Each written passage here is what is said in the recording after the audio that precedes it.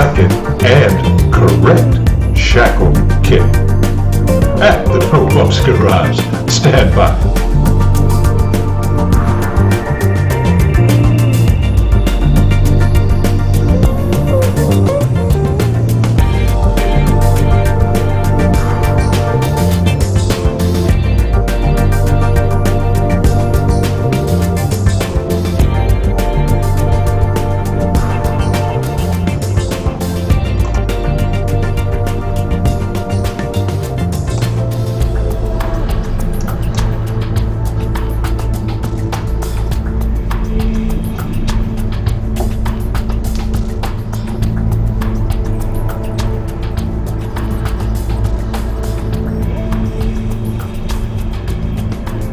After the previous unboxing of the Dexter kit, which turned out to be the wrong application for the 18-foot trailer, what did I learn?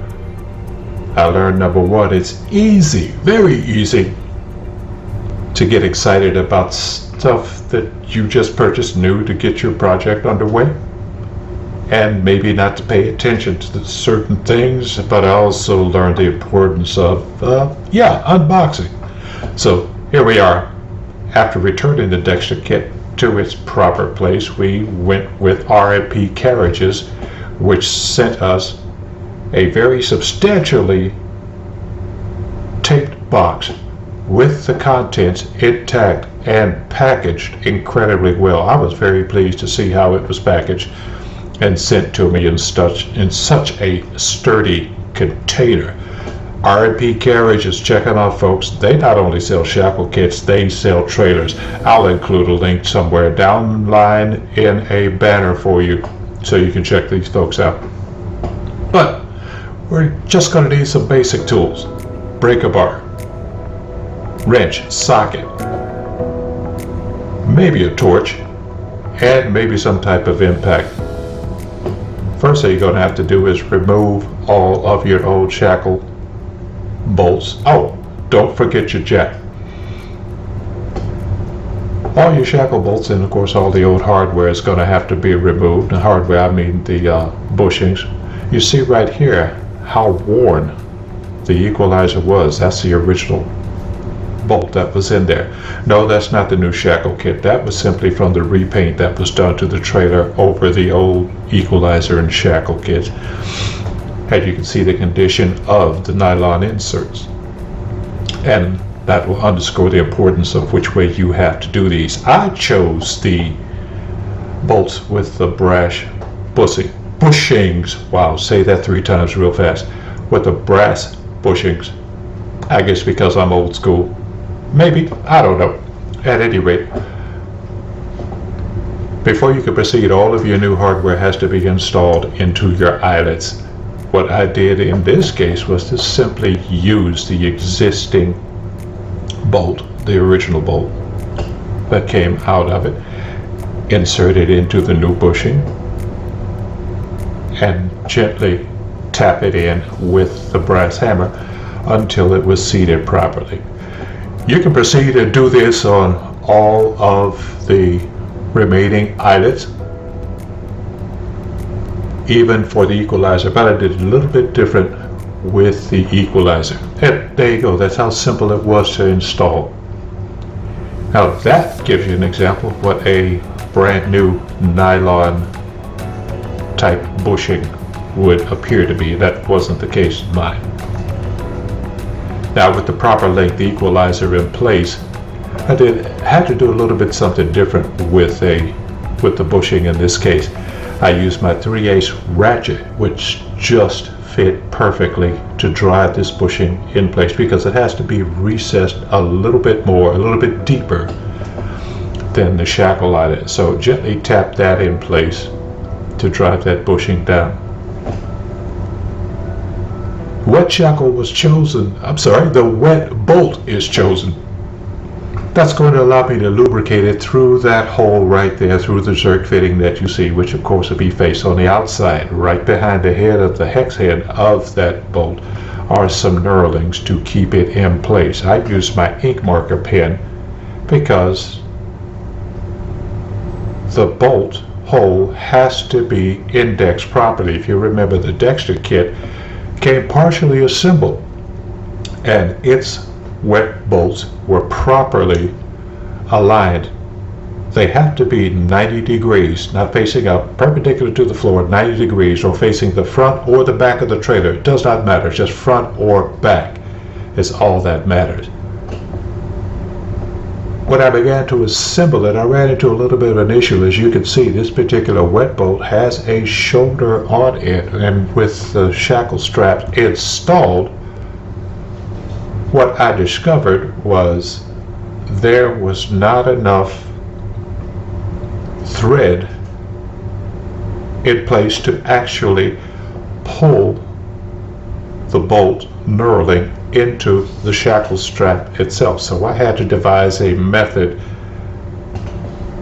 to utilize mechanical advantage, the screw, the impact, and the wrench to help me seat this wet bolt into the shackle before installation. So I simply used one of the original shackle straps, put it in place, and as you can see, it provided me with enough space and enough thread to pull it into place. And there is the result. Did you catch the mistake? It had to do with indexing. But that was the result of one of them. So then what I did was simply repeat this process 1, 2, 3, 4, 5, 6, 7, 8 more times until I got them, well, at least that was the plan. Didn't quite work out that way. Now here's a comparison. I'm using the original shackle bolt. As you can see, it's turned down just a bit to provide a shoulder so the threads are not as far, but you can also see the amount of wear that had taken place on this trailer after 24 years of use, and therefore the need overall to go ahead and replace this. Using the original equalizer, my plan was to use my impact and the extra shackle strap to provide me enough distance to gently, let me underscore this, gently, not wanging down on this thing really hard. As you can see, I only had one bar, and that was kind of deliberate, only because in trying to do this process, I literally pulled the threads on a couple of the nuts, which forced me to go to the local hardware store to get harder nuts to replace the one of which threads I pulled. It did not damage the wet bolt itself, but it did the nut. So the nut obviously is some softer material and will not stand up to lots of torque on an impact or a breaker bar. So take note of that. Your application may be a little bit different. After figuring out the process and getting it down to a size, I was able to get all of the straps assembled. Now you can simply proceed as normal, as you normally would in any situation. Remove all of the old hardware, insert all of the new hardware properly, but do not tighten. Don't forget to support the axle with a jack or a jack stand while you are accomplishing this. Once again, let me back up a second. Put all of the new hardware in, but do not tighten it down. This became important, I discovered later on, as I began to check alignment of things, and sure enough, when I removed one of the shackle bolts, I discovered that it was actually out of alignment. Now, I had taken the axles out of the spring purchase to do work on shackle bolts and shock absorbers and things of that nature. So when I'm putting it back together, I actually had it misaligned. So if I had not caught that mistake, I would have actually bound up or would have tried to force it into place, but I did not. I simply realigned the spring perch, and the actual spring went directly into the hanger like it should in the first place. But that's pretty much it, folks. It's a simple process. Your kit may be different, your supplier may be different, but the application is pretty much the same. Very simple, easy to do, minimal tools involved, a little bit of time, a little bit of patience, maybe a little bit of trial and error, but the results overall were fantastic.